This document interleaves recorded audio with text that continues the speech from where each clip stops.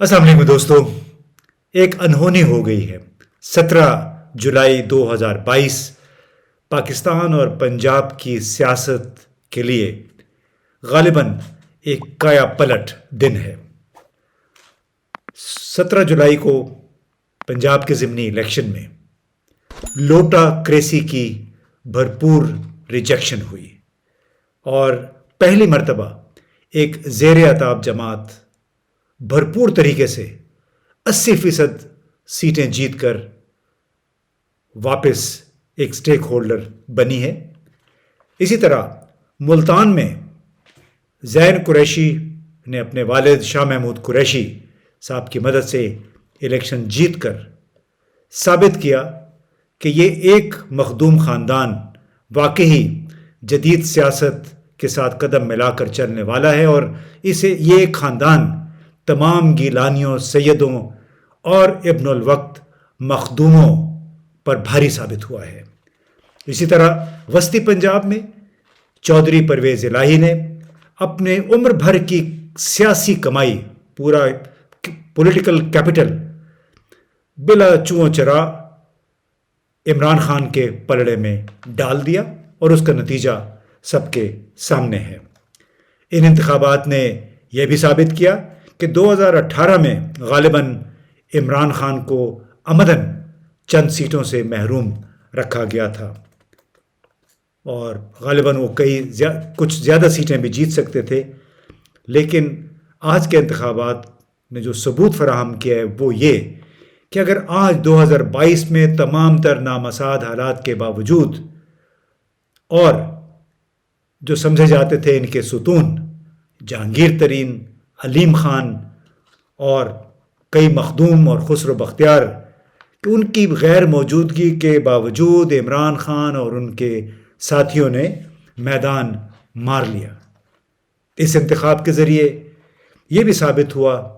کہ مسلم لیگ نون کا اگر شیرازہ نہیں بکھرے گا تو اس میں نون اور شین کی دراڑیں اب ضرور پڑ جائیں گی، کیونکہ نون والے ارلی انتخابات چاہتے تھے، شین والے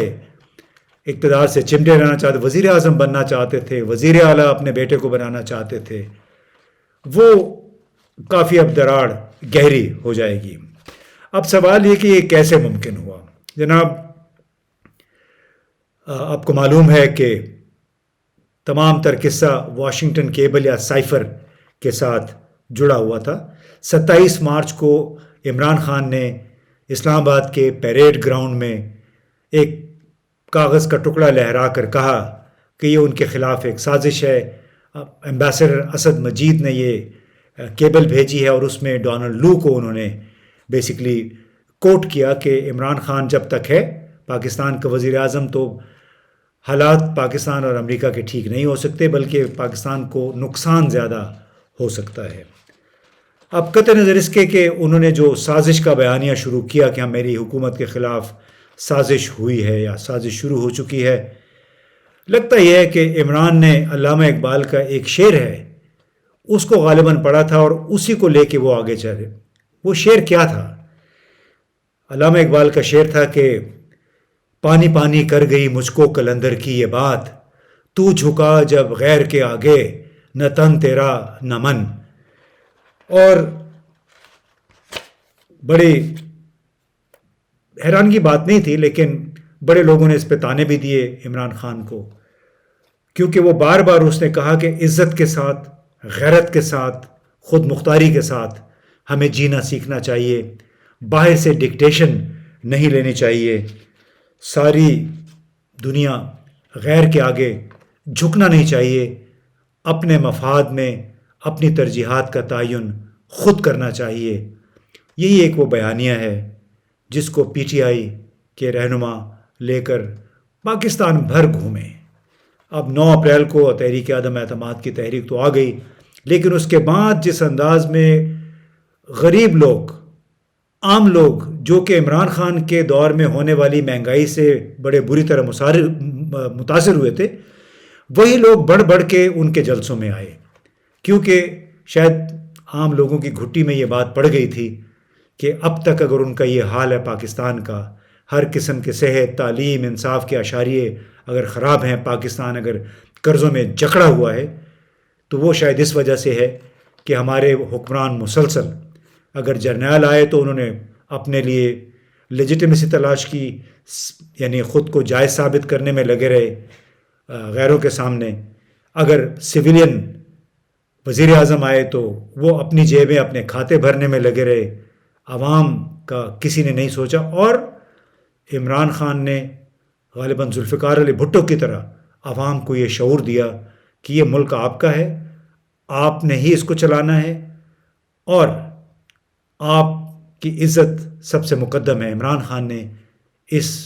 تصور کو دوبارہ جاگزین کیا ہے عوام کے ذہنوں میں، عوام کے دلوں میں.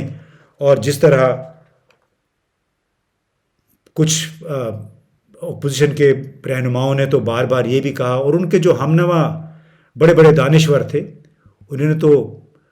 عمران خان کے بیانیے کو دیوانے کی صدا کہا، اس کو فتنہ کہا، فسادی کہا، شرانگیز کہا،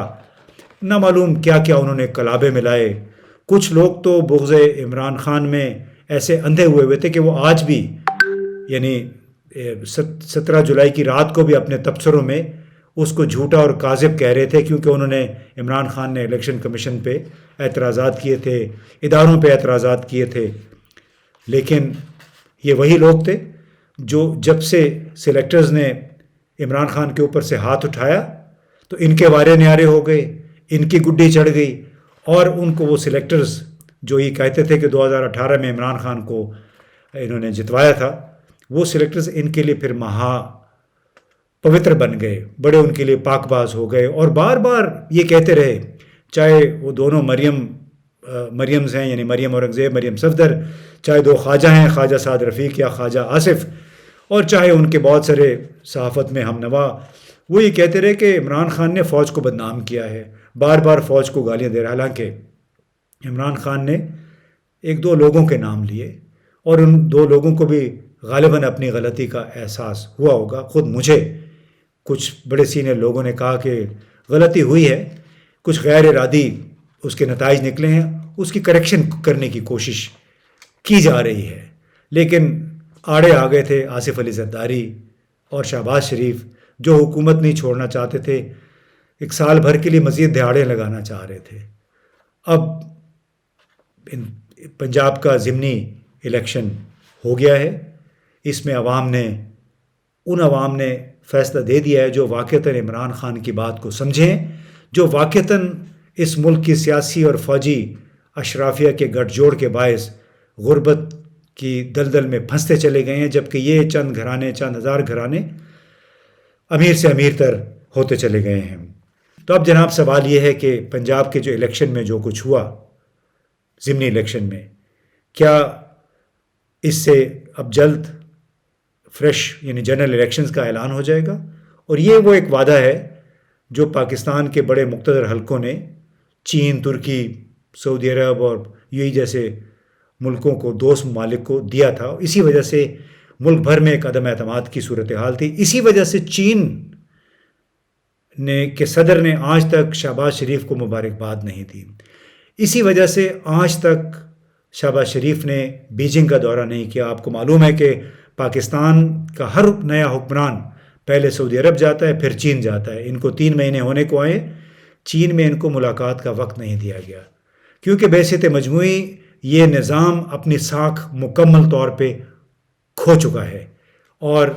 دنیا بھر میں کریڈیبلٹی پاکستان کی پہلے ہی کم تھی. ان لوگوں نے آ کے عدم اعتماد کی تحریک ایسے وقت میں چلائی جب پاکستان کے اقتصادی اشاریے